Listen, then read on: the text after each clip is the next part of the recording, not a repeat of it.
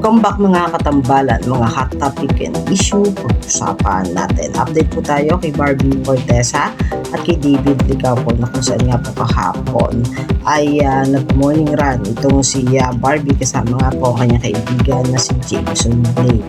At makikita nga po na talagang nag-enjoy itong si Barbie Fortesa sa ginawa po nilang pagtakbo kahapon at tumakbo nga po sila na 10.11 kilometer ni Jameson. At sa post naman po nitong si Barbie ay basta na kung saan nga po ay magkakaroon muli ng new podcast itong si Barbie na aabangan soon. Samantalang kinongratulate naman itong si Barbie ng kanyang pag-arte sa ginagampanan nga po niya sa Beauty Empire na ipinapalabas nga po sa GMA Prime at BU. Samantalang si David Licapo naman po ay nag-post sa kanyang social media account ng kanyang billboard ng Gruta Live po, at ito nga po ay sa SLEX. At si David nga po ay namataan din na naglalaro nga po ng basketball na isa sa mga hobby nga po